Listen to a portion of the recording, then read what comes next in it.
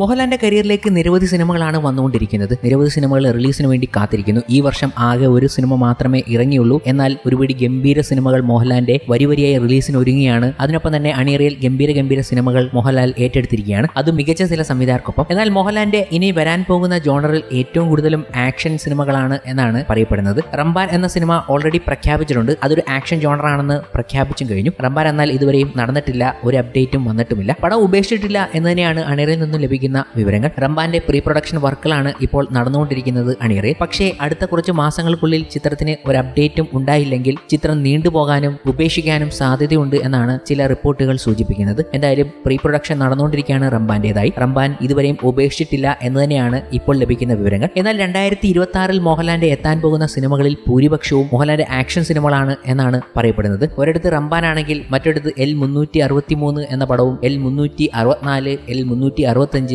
വൈശാഖ് ഒരുക്കാൻ പോകുന്ന cinema L367, Ram 1, 2 ഇവയൊക്കെ മോഹൻലാലിന്റെ ആക്ഷൻ സിനിമകളുടെ ജോണറിൽ പെടുന്ന ചിത്രങ്ങളാണ് എന്നാണ് പറയപ്പെടുന്നത്. ഈ 363, 364, 365 എന്നീ സിനിമകളൊക്കെ ആരുടെയൊക്കെ ഒപ്പമാണ്, ആരുടെയൊക്കെ കൂടെയാണ് എന്നുള്ളതെല്ലാം റൂമറുകൾ മാത്രമായി ഇപ്പോൾ നിലനിൽക്കുകയാണ്. സ്ട്രോങ് റൂമറുകളാണ്, എന്നാൽ ഒന്നും അനൗൺസ്മെന്റിലേക്ക് പോയിട്ടില്ല. ചിലതൊക്കെ ആശീർവാദിന്റെ പ്രൊഡക്ഷനിൽ തന്നെ ഉള്ളതാണ്, മറ്റു ചിലത് മറ്റു ചില പ്രൊഡക്ഷനുകളിലും. വരാൻ പോകുന്ന സിനിമകളിലൊക്കെ മോഹൻലാലിന്റെ ആക്ഷൻ സീക്വൻസുകൾ കാണാം എന്നതിൽ യാതൊരു സംശയവുമില്ല. അതിൽ തന്നെ സത്യനന്ദിക്കാട് ചിത്രങ്ങളായിരിക്കും ആക്ഷനിൽ നിന്നും മാറി നിൽക്കുന്ന എന്റർടൈൻമെന്റ് സിനിമകൾ. കൃഷാന്ത് ഒരുക്കുന്ന സിനിമ, മഹേഷ് നാരായണൻ ഒരുക്കിക്കൊണ്ടിരിക്കുന്ന സിനിമ, അമൽ നീരദിന്റെ സിനിമ, ഇപ്പോൾ ഇതാ ജിത്തു മാധവന്റെ സിനിമ ഒക്കെ മോഹൻലാലിന്റെ ലൈനപ്പിലേക്ക് വരുന്നവയാണ്. ഇതിൽ പലതും ആക്ഷൻ ജോണറിൽ പെടുന്നവയുമാണ്. അങ്ങനെ മോഹൻലാലിന്റെ കരിയറിലേക്ക് കൂടുതൽ ആക്ഷൻ പടങ്ങൾ എത്താൻ പോകുന്നുണ്ട്. പുതിയ ലുക്കിലേക്ക് മാറാൻ പോകുന്നു എന്ന വിവരങ്ങൾ കൂടി എത്തുകയാണ്. താടി വടിച്ച് മീശ പിരിച്ചുള്ള ലുക്കൊക്കെ വരാൻ പോകുന്നു എന്ന് പ്രേക്ഷകർ വിശ്വസിക്കുന്നു. താടി വടിക്കുന്ന ഒരു ലുക്കിലേക്ക് മോഹൻലാൽ മാറുകയാണ് എന്നത് അണിയറക്കാർ നൽകുന്ന സൂചനകൾ. അത് നമുക്ക് കാണാൻ കഴിയുന്നത് ഹൃദയപൂർവ്വം എന്ന സത്യനന്ദിക്കാട് ചിത്രത്തിലും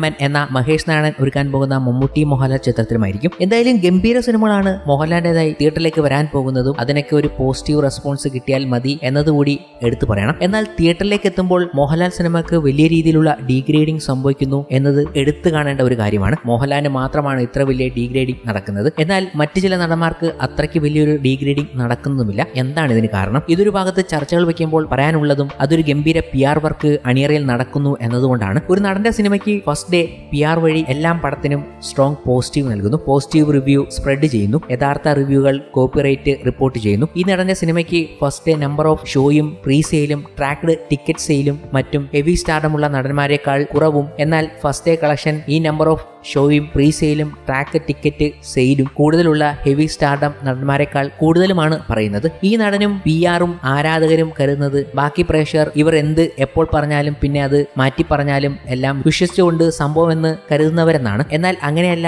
എന്നവർ ഒരിക്കലും മനസ്സിലാക്കാൻ പോകുന്നില്ല. കാരണം മറ്റു നടന്മാർ നേടുന്ന കളക്ഷനും പ്രേക്ഷക പിന്തുണയും ഒരു കാലത്തും എത്തിപ്പിടിക്കാൻ ആകില്ല എന്ന ബോധ്യത്താൽ അസൂയയും വെറുപ്പും കൊണ്ട് മൂഢസ്വർഗത്തിലാണ് അവർ. 30 കോടി തികയും മുമ്പേ 70ലേക്കും അവിടെ നിന്ന് 100ലേക്കും പോകാൻ പ്ലാൻ ചെയ്യുമ്പോഴാണ് ഈ അടുത്തിടയ്ക്ക് ED എത്തിയത്. അതോടെ പിന്നെ ഒരു കളക്ഷൻ അപ്ഡേറ്റും വന്നില്ല. ഇത് നടന്റെയും കൂടെയുള്ളവരുടെയും സ്ഥിരം പരിപാടിയെന്ന് പിന്നെ പ്രത്യേകം പറയണ്ടല്ലോ. ഈ അടുത്തിടയ്ക്ക് സംഭവിച്ച ചില സിനിമകളുടെ റിപ്പോർട്ടുകൾ നിങ്ങൾക്ക് ഊഹിച്ചാൽ മനസ്സിലാകാവുന്നതേ ഉള്ളൂ എന്ന് പറഞ്ഞുകൊണ്ടാണ് ചില ഫേസ്ബുക്ക് പോസ്റ്റുകൾ എത്തിയത്. അടുത്തിടെ വലിയ രീതിയിലുള്ള ചർച്ചകൾ ഇതുമായി ബന്ധപ്പെട്ട് നടക്കുന്നു. കാരണം മോഹൻലാൽ സിനിമയ്ക്ക് ലഭിക്കുന്ന ഡീഗ്രേഡും മറ്റു ചില നടന്മാർക്ക് അവരുടെ ചിത്രങ്ങൾക്ക് ഒരു മിക്സഡ് റെസ്പോൺസ് കിട്ടിയാൽ പോലും ആ ചിത്രത്തെ അത് വലിയ രീതിയിൽ ബാധിക്കുന്നില്ല എന്നതുകൂടി കാണണം. മോഹൻലാൽ സിനിമയ്ക്ക് ഒരു മിക്സഡ് റെസ്പോൺസ് കിട്ടിയാൽ ആ ചിത്രത്തെ വലിയ രീതിയിൽ ബാധിക്കുന്നുണ്ട്. അത് അത്രയ്ക്ക് വലിയ രീതിയിലാണ് അവർ ഡീഗ്രേഡിംഗിലേക്ക് കൊണ്ടെത്തിക്കുന്നത്. അങ്ങനെ ചില സംഭവങ്ങൾ അണിയറയിൽ നടക്കുന്നുണ്ട്. അതിനി വരാൻ പോകുന്ന സിനിമയിൽ എങ്ങനെ ബാധിക്കും എന്നതും കണ്ടറിയേണ്ടതുണ്ട്. അത് മനസ്സിലാക്കിയ ചിലർ സോഷ്യൽ മീഡിയയിൽ കുറിച്ച വാക്കുകൾ ഇങ്ങനെയാണ്. അത് വലിയ രീതിയിൽ ചർച്ചകൾ നടക്കുന്നുണ്ട് ഇപ്പോൾ തന്നെ. പിന്നെ പ്രേക്ഷകർക്ക് പറയാനുള്ളത് മികച്ച സിനിമയാണെങ്കിൽ ഒരു PR വർക്കും ചെയ്യാതെ തന്നെ